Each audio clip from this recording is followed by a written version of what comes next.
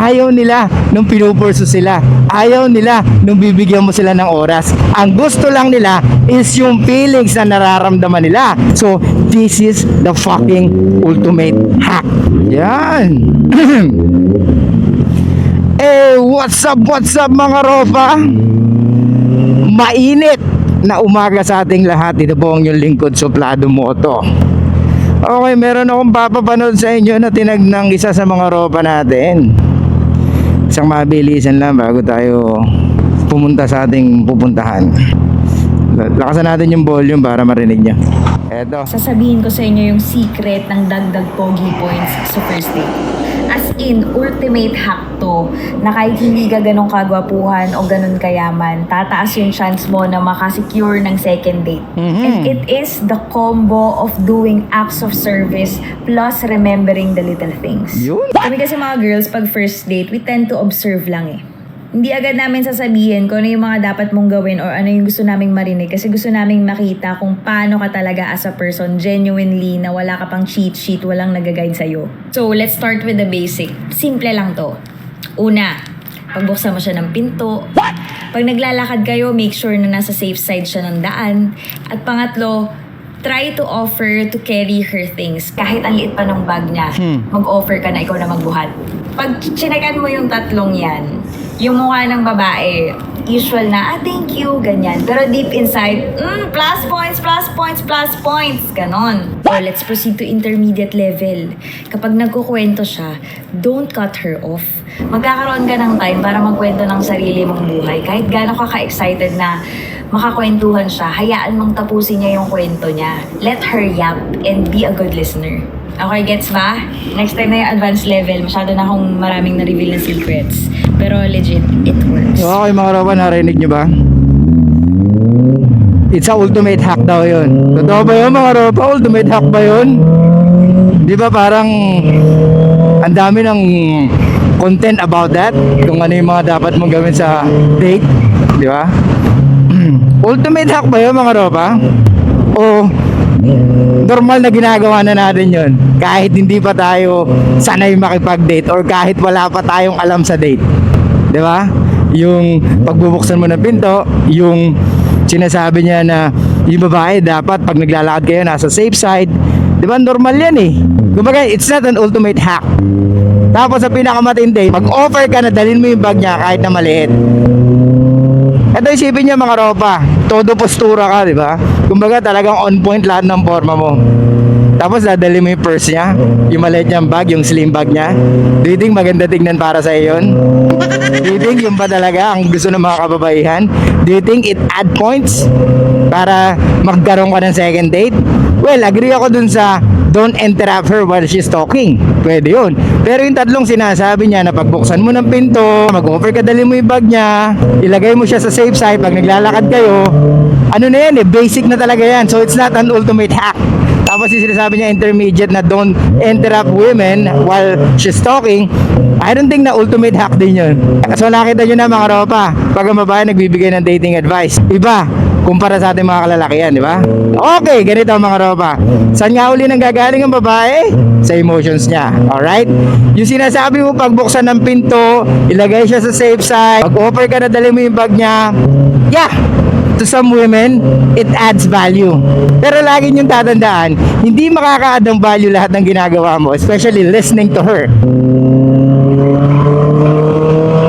So sabi niya, combination of act of service and remembering little things, di ba? So mga ropa, ulitin ko, saan nga nang gagaling ang babae?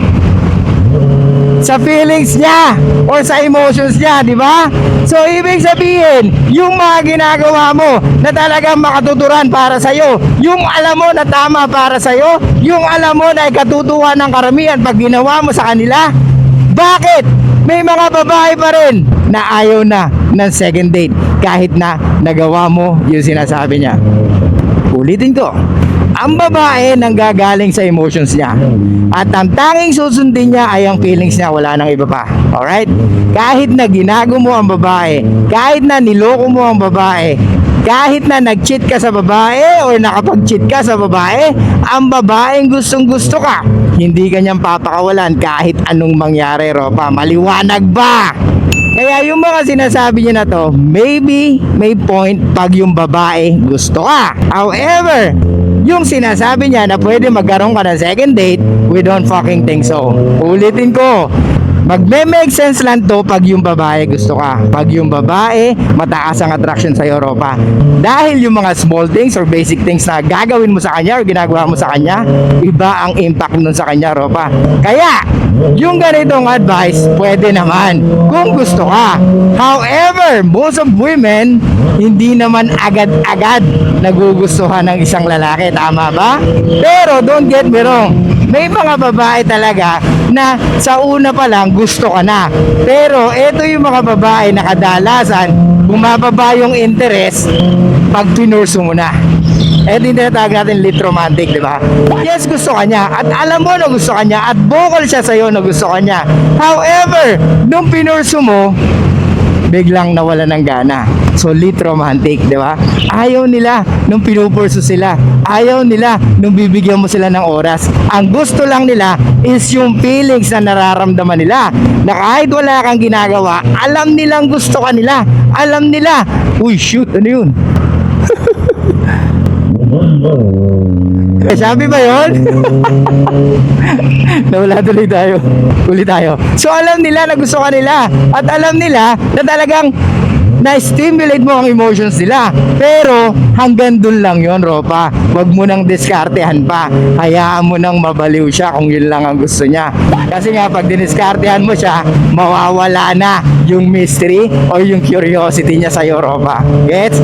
Kaya kadalasan ang lalaki talagang pag nanligaw, ipupurso ang babae. Or talagang bibigyan ng oras ang isang babae. Yun ang kadalasan nangyayari sa dating, di ba? Yung sinasabi natin na tuluyan mo yung babaeng gusto mo, well, nangyayari naman talaga yun. At mas maganda yun. Pero iba pa yung lit romantic, mga Ropa, ha? Pero ang kadalasan nangyayari is yung ganito. Yung ikaw ang magpupurso, ikaw ang didiskarte, ikaw ang mag-aaya, or ikaw ang magpa-plan ng lahat. Gets? So, kung gusto mo na talagang ma-in love or ma-attract sa'yo ang babae, wala kang dapat gawin kung hindi ma-stimulate ang emotions niya. Yes, pwede naman yung sinasabi niya na gawin mo yun, yung tatlo na yun. However, wag ka lang magbabase doon.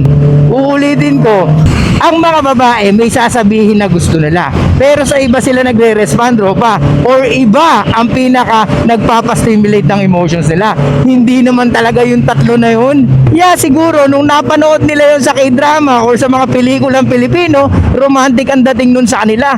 Pero ba't nung ginawa sa kanila, parang wala naman pala. Di ba? May mga ganyang babae.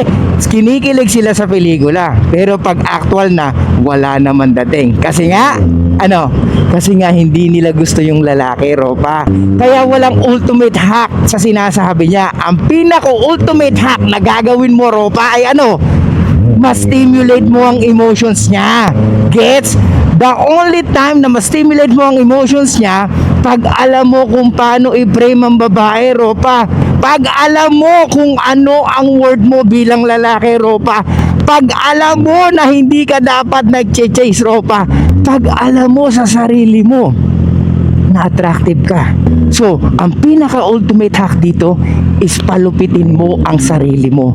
Make yourself fucking attractive. Wala nang iba. Okay? Meron tayong triangle na lagi natin pinag-uusapan, di ba? Wealth, health, and relationship. Let's say wala ka pa doon sa relationship. It's totally fucking fine. So tandaan mo, meron ka namang relationship sa sarili mo. Kung healthy ang relationship mo sa sarili mo, then yun ang makikita ng karamihan sa'yo. Lalo na ng babaeng gusto mo.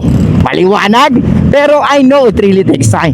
Pero kung magpo-focus ka how to make yourself attractive, mangyayari yun, Ropa. At tandaan mo, walang talo dito. Lagi kang panalo pag nag-focus ka kung paano i-improve ang sarili mo. Maliwanag. So, this is the fucking ultimate hack. Hindi yung sinasabi niya na pagbuksan ng pinto, dalin mo yung bag niya, or ilagay mo siya sa kabilang daan para mapil niya na safe siya. Hindi ganon, Ropa.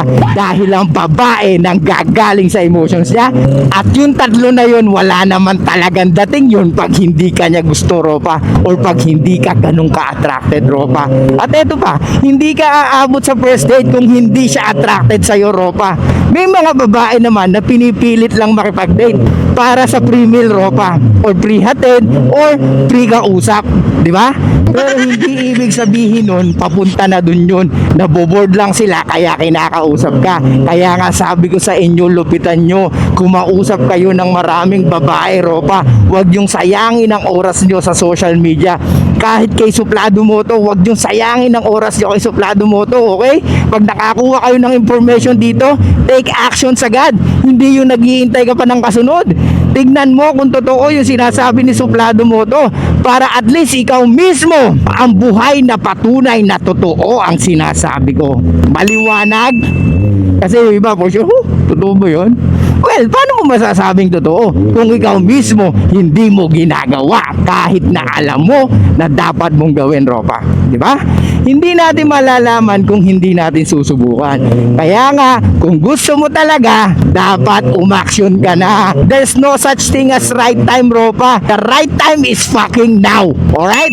Habang ginagawa ko to, this is the fucking right time. Every time nalalabas ang word sa mouth ko, yun ang fucking right time. Alright? Hindi yung mag-iintay ka talaga ng right time. Kung gusto mong kilalanin yung nakita mo magandang babae naglalakad sa mall, puntahan mo na. 3-second rule. 10 seconds, kailangan napatawa mo na siya or napangiti mo na siya. Maliwanag? That's ultimate fucking hack. Okay, so yun lang guys. Thanks so much. I'll see you guys next time. Show love, peace out, and be fucking mysterious, mga Ropa.